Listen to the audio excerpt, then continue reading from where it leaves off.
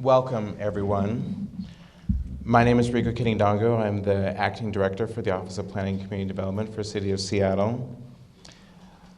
To set the table, I want to say that the COVID pandemic has changed the way we interact and conduct our lives. Downtowns have changed while we worked from home. We need to be innovative and adaptive to keep our downtowns vibrant. This contest and all of the smells that you see around the room were the result of a proposal that the mayor made in his State of the City speech earlier this year to generate ideas on how to build on the vitality of downtown post-pandemic, address the increased vacancies of our downtown office real estate market, and look for opportunities to increase the number of residential units available downtown at a time that increased housing is very much needed for the entire city. I'd like to make a few thank yous. I'd like to thank everyone who submitted for the Office and Residential competition. Thank you for sharing your thoughts, your ideas, your information. I have to be honest, what I see around the room today far exceeded my expectations. I really want to see these projects happen. Thank you to the Convention Center for hosting this event, and thank you to Lyle Bicknell and Pei Pei Sung on my staff for all the work that you did to make both this event and exhibit happen.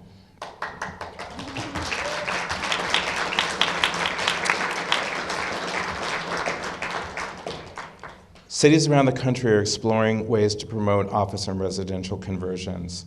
We at the City of Seattle decided that it would make the most sense to actually speak to people that make this work happen, to truly understand the challenge. Building owners, developers, and architects, to ask them for their best ideas.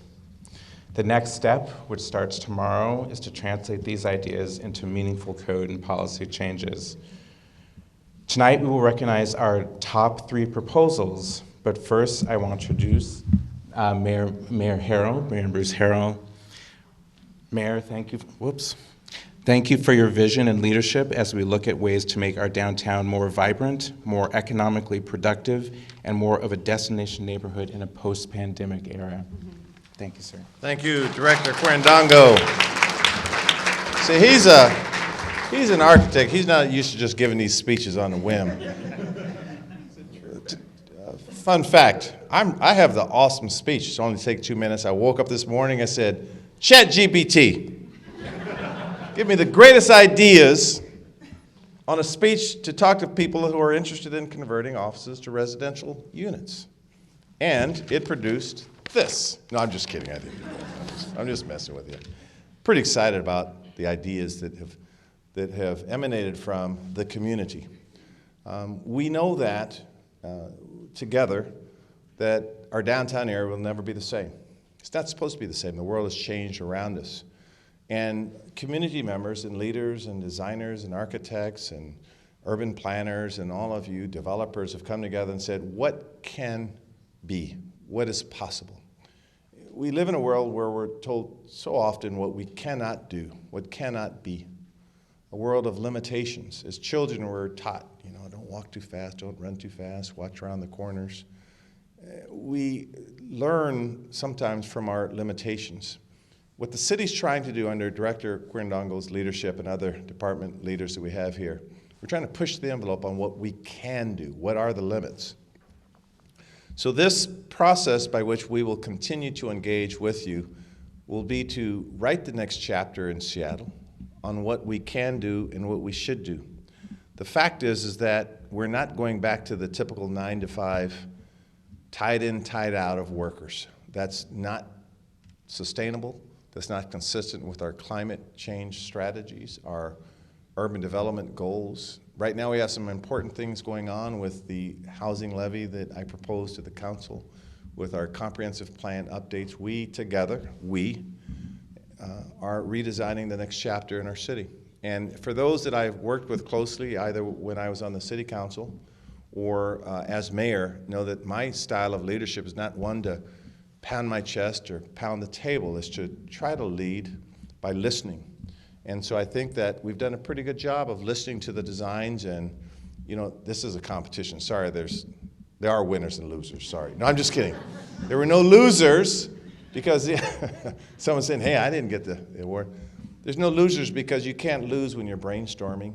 You can't lose when you're offering ideas and suggestions. When I have in our office brainstorming sessions, sometimes I have some people that know where I'm going with this. I'll say, let's have a brainstorming session, and I'll offer something. And they say, that's a lousy idea. Well, that's not how we brainstorm. Can I advocate for it first? And we train ourselves to listen. So this was a listening process for the city of Seattle. The ideas that you see in this room sort of showcase mixed-use spaces that integrate housing, commercial areas, and community amenities that will foster a thriving and inclusive urban environment. So what's next will take work and time and a belief in each other and ongoing partnership. And many of you heard me say, believe in positive intent. I believe you're trying to reach affordability for everyone. I believe that you care about the high-tech worker and the high-salaried person as much as you care about the security guard, the janitor, and the teacher, the people on fixed income. I believe that. Our policies will drive that belief, that value system. What's next is we will convert many of these ideas into legislative and regulatory actions. We'll advance this, looking based on this vision that you are helping us form together, future legislation and regulatory modification to code code changes and the permitting processes. We'll have new incentives, and quite frankly, this will inform our budget. Again, this was a competition, and I always say for those that ever took martial arts, as I did as a child, you know, one of the first things you do when you're about to compete is you bow. That was part of our tradition in martial arts because you respect the area in which you compete and you respect your opponent. And so this was a respectful process because your ideas, even those that didn't make it to the final four, if you will, to the big dance, there were some great ideas I was hearing during this process, some of the great ideas, again, that emanated from you. So we're putting the challenge out there that we know everything cannot be converted. We never said that. But we think there's low-hanging fruit. We think that we will push the envelope on what our new downtown should be. When we talk about a downtown activation plan and we see people hurting out there, people who need treatment, people who need to be housed, people who need our help, that the built environment will help get us there. So when I say One Seattle, it starts with this collective effort that you've demonstrated in this competition, and I'm just proud as can be to be part of it. So thank you very, very much.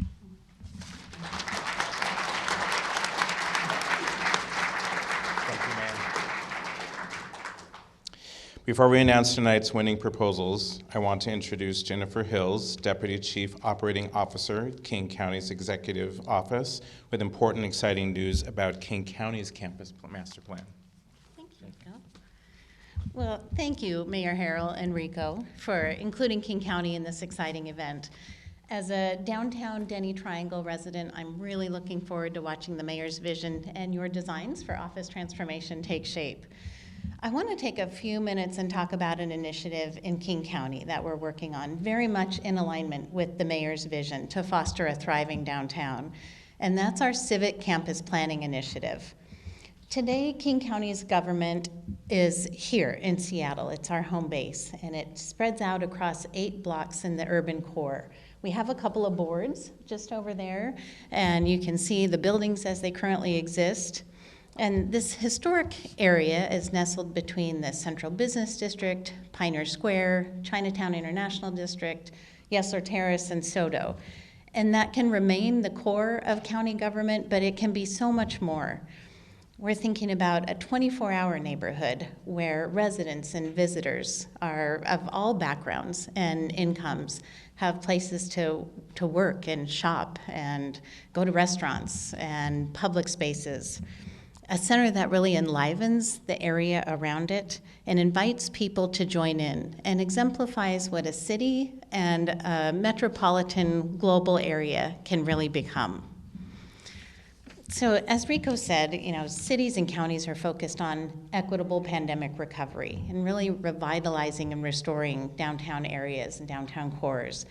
And our Civic Campus Initiative is engaging community members and city leaders, designers and developers. And we're gonna turn our courthouse neighborhood into a really vibrant place to work and visit and to thrive. We're really excited about the strong alignment with Mayor Harrell's vision for a downtown activation. And we feel like we have this once-in-a-generation opportunity in front of us to really fully think through what a downtown area can be, drawing on examples from across the country and the world, and embracing ample opportunities for green and sustainable building. So we are really looking forward to working with our partners at the city, with the community we serve, with you all, experts in the planning and urban design space, as we create a vision that jumpstarts a revitalized downtown and the region. Thank you very much.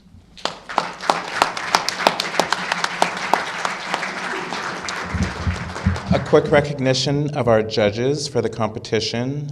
Patience Malaba, Housing Development Consortium, she's Planning Commissioner. Sarah Sote, City Historic Preservation Officer, Department of Neighborhoods. Patrick Taylor, Neiman Tabor Architects, co-chair of the AIA Housing Task Force.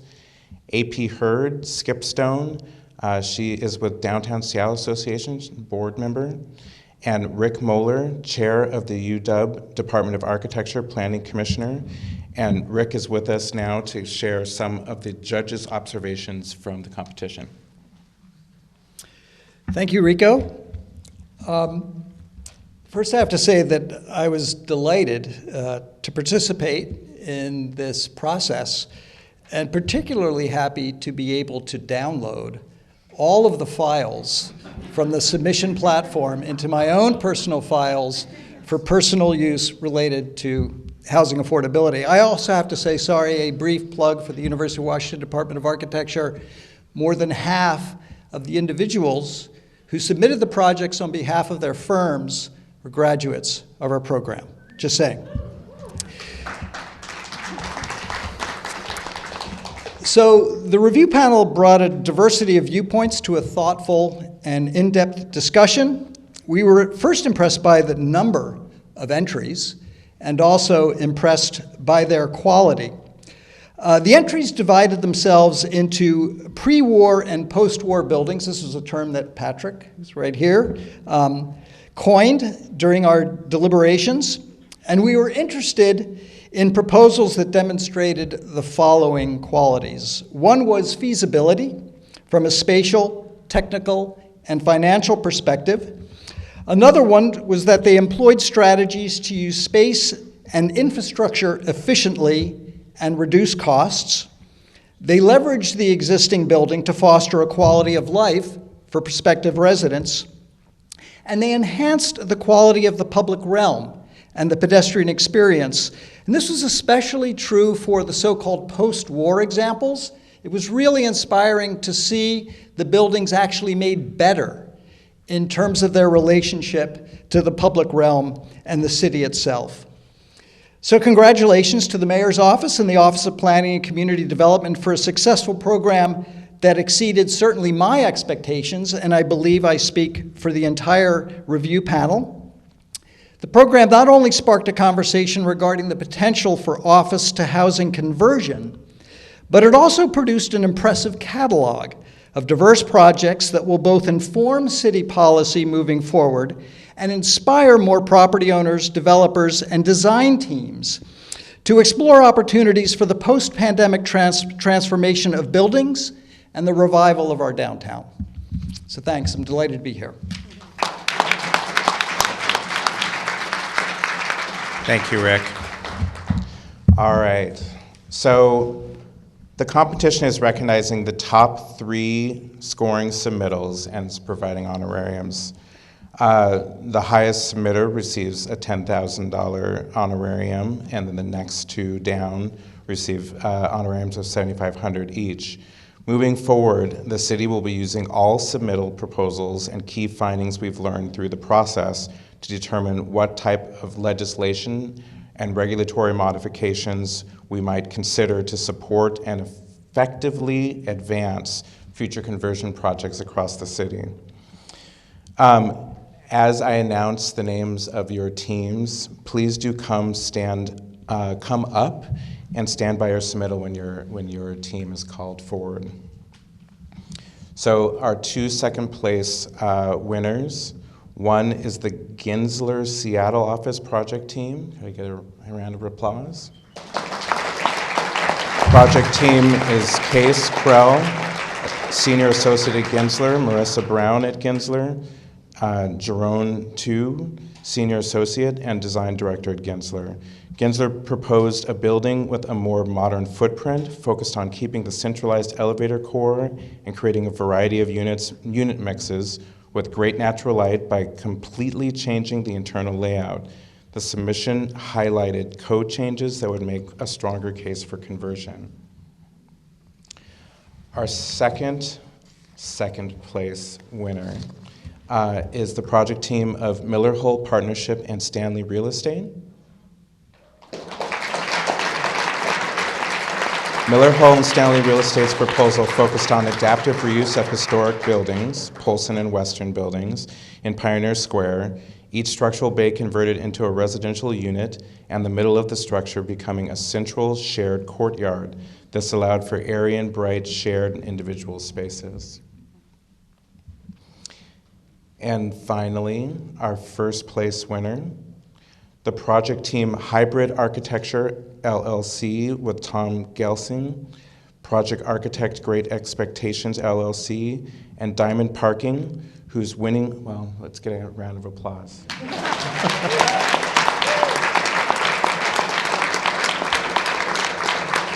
Their winning entry demonstrated both imagination and practicality with an inventive co-living vision and realistic development proposal. The team suggests the conversion of the Mutual Life building built in 1890 into a co-living space that would potentially provide affordable units, creating environmental, economic, and socially responsible housing. So if I could get one more round of applause for all of our winners.